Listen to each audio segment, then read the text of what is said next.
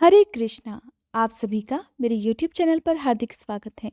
भगवान श्री कृष्ण की कृपा सदा आप और आपके परिवारजनों पर बनी रहे। आप सभी का दिन शुभ हो। माघ मास के महात्म्य में पहले अध्याय में आपने सुना कि सभी ऋषिगण सूत जी महाराज से माघ मास के महात्म्य सुनाने की प्रार्थना कर रहे हैं। तब श्री सूत जी ने माघ मास महात्म्य सुनाते हुए राजा दिलीप का प्रसंग सुनाया, जिसमें राजा दिलीप शिकार ढूंढता हुआ वन में एक तपस्वी के आश्रम में जा पहुंचा और उनसे माघ मास का महत्म्य बताने की प्रार्थना करने लगा। आज सुनिए माघ मास महात्म्य का दूसरा अध्याय। आप मेरे चैनल पर माघ मास में सुनी जाने वाली सभी कथाओं के अलावा श्रीमद् भागवत महापुराण की कथाएं भी हर दिन नियम से सुन सकते हैं। इसके लिए अगर आप मेरे चैनल पर नए हैं तो चैनल को सब्सक्राइब करके बेल आइकन जरूर प्रेस कीजिएगा, ताकि आपको मेरे चैनल पर अपलोड होने वाली सभी वीडियोस की जानकारी समय से प्राप्त हो सके। भक्तजनों, जब राजा दिलीप ने तपस्वी से माघ मास महात्म्य के बारे में पूछा, तब राजा के वचनों को सुनकर तपस्वी कहने लगे कि हे राजन, भगवान सूर्य बहुत शीघ्र उदय होने वाले हैं, इसलिए ये समय हमारे लिए स्नान का है, कथा का नहीं। इसलिए आप स्नान करके अपने घर को जाइए और अपने गुरु श्री वशिष्ठ जी से इस महात्म्य को सुनिए। इतना कहकर तपस्वी सरोवर में स्नान करने के लिए चले गए और राजा भी विधि पूर्वक सरोवर में स्नान करके अपने राज्य को वापस लौटा और अपनी रानी को तपस्वी के बारे में सब कुछ बता दिया।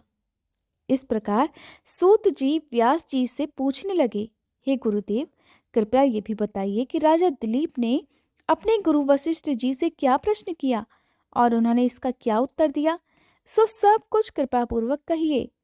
तब व्यास जी कहने लगे, हे सूत जी, राजा दिलीप ने रात को सुख से सोकर प्रातः समय ही अपने गुरु वशिष्ठ जी के पास जाकर उनके चरणों को छूकर उन्हें प्रणाम करके तपस्वी के बताए हुए प्रश्नों को बड़ी विनम्रता से पूछा कि हे गुरु जी, आपने आचार, दंड, नीति, राज्य, धर्म तथा चारों वर्णों के चारों आश्रमों की क्रियाओं, दान और उनके विधान, यज्ञ और उनकी विधियां, व्रत, उनकी प्रतिष्ठा तथा भगवान विष्णु की आराधना अनेक प्रकार से तथा विस्तार पूर्वक मुझको बतलाई। अब आपसे माघ मास के स्नान के महात्म्य को भी सुनना चाहता हूँ। सो हे तपोधन, नियम पूर्वक कृपया इसकी विधि समझाइए।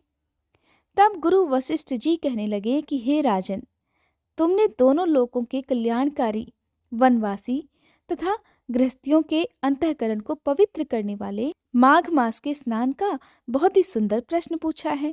हे राजन, मैं तुम्हें माघ स्नान का फल सुनाता हूँ, ध्यान पूर्वक सुनो।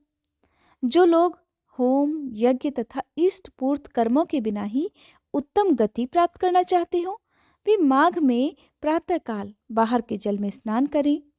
मकर राशि के सूर्य के आने पर माघ मास में स्नान का फल गऊ, भूमि, तिल, वस्त्र, स्वर्ण, अन्न, घोड़ा आदि दानों तथा चंद्रायण और ब्रह्माकूर्च व्रत आदि से भी कहीं ज्यादा पुण्य देने वाला होता है। विशाख मास में जल और अन्न का दान उत्तम माना जाता है। कार्तिक मास में तपस्या और पूजा की प्रधानता है और माघ मास में जप, होम और दान, ये तीनों ही बातें विशेष होती हैं। जिन लोगों ने, हे राजन, माघ मास में प्रातःकाल स्नान, नाना प्रकार का दान और भगवान श्री हरि के स्तोत्र का पाठ किया हो, वे ही दिव्य धाम में आनंद पूर्वक निवास करते हैं। अपनी किसी प्रिय वस्तु के त्याग और नियमों के पालन से माघ साधा धर्म का साधक होता है और अधर्म की जड़ों को काट देता है। माघ मास में स्नान करने वाला पुरुष राजा और मुक्ति के मार्ग को जानने वाला होता है। दिव्य दृष्टि वाले महात्माओं ने कहा है कि जो मनुष्य माघ मास में सकाम या भगवान के निमित्त नियम पूर्वक माघ मास में स्नान करता है, वह अनंत फल देने वाला होता है।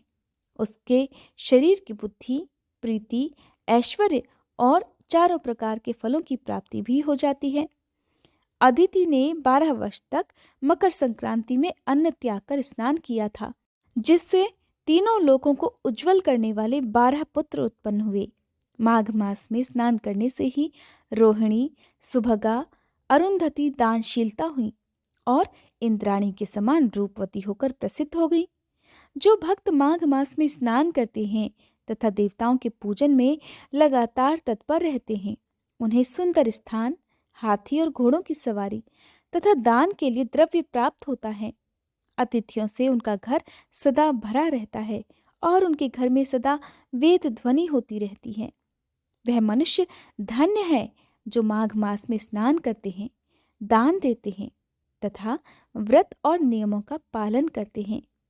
अन्य पुण्यों से स्वर्ग में गए हुए मनुष्य पुण्य समाप्त होने पर वहां से लौट आते हैं, किंतु माघ स्नान करने वाले मनुष्य कभी वहां से लौटकर नहीं आते।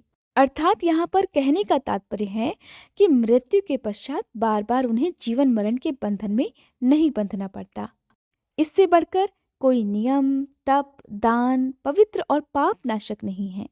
इससे बढ़कर कोई तप और इससे बढ़कर कोई महत्वपूर्ण साधन नहीं है। यही परम हितकारक और तत्काल पापों का नाश करने वाला है। एक समय महर्षि भृगु ने मणि पर्वत पर विद्याधर से कहा था, जो मनुष्य माघ मास के महीने में, जब उषा काल की लालिमा बहुत अधिक होती है, गांव से बाहर नदी या पोखरे में नित्य स्नान करता है, वह पिता और माता के कुल की 7 पीढ़ियों का उद्धार करके स्वयं देवताओं के समान शरीर धारण कर स्वर्गलोक में चला जाता है। ये सब सुनकर राजा दिलीप ने पूछा, हे गुरुजी, कृपया बताइए कि ब्रह्म ऋषि भृगु जी ने किस समय मणि पर्वत पर विद्याधर को धर्मोपदेश किया था? ये सब सुनने की भी मेरी बड़ी इच्छा है। इस पर गुरुजी बोले, हे राजन, प्राचीन काल में एक समय 12 वर्षों तक वर्षा नहीं हुई। इससे प्रजा त्राही त्राही करती हुई 10 दिशाओं में चली गई। लोग भूखों मरने लगे। उस समय हिमालय और विंध्य पर्वत के बीच का प्रदेश खाली हो गया। यज्ञ, हवन, जप और वेदाध्ययन आदि सब बंद हो गए। समस्त लोकों में उपद्रव होने लगा। धर्म का तो लोप ही हो गया, चारों तरफ अधर्म का बोलबाला हो गया। धरती पर फल, फूल, अन्न और पानी की बिल्कुल कमी हो गई थी। उस समय नर्मदा नदी के तट पर महर्षि भृगु जी का आश्रम था। वे अपने आश्रम से अपने शिष्यों सहित निकलकर हिमालय पर्वत की शरण में गए।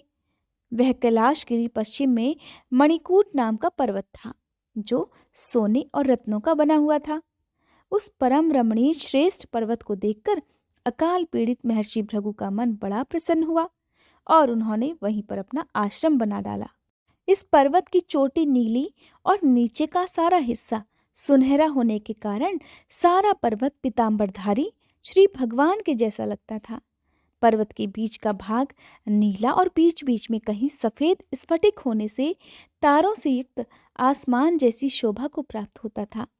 रात के समय वह पर्वत दीपकों की तरह चमकती हुई दिव्य औषधियों से पूरित किसी महल की शोभा को प्राप्त होता था।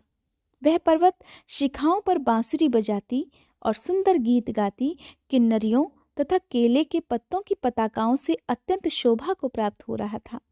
ये पर्वत नीलम, पन्ना, पुखराज तथा इसकी चोटी से निकलती हुई रंग बिरंगी किरणों से इंद्रधनुष के समान प्रतीत होता था। स्वर्ण आदि सभी धातुओं से तथा चमकते हुए रत्नों से चारों ओर फैली हुई अग्नि ज्वाला के समान शोभायमान था। हरे कृष्णा। माघ मास महात्म्य का दूसरा अध्याय समाप्त हुआ। इसके बाद क्या हुआ जानने के लिए आप कृपया मेरे चैनल पर आने वाली वीडियोस को जरूर देखिएगा। और अगर आज की ये वीडियो आपको पसंद आई हो तो वीडियो को लाइक करके कमेंट बॉक्स में कृष्ण भगवान की जय लिखकर मुझे जरूर बताइएगा कि ये वीडियो आपको कैसी लगी।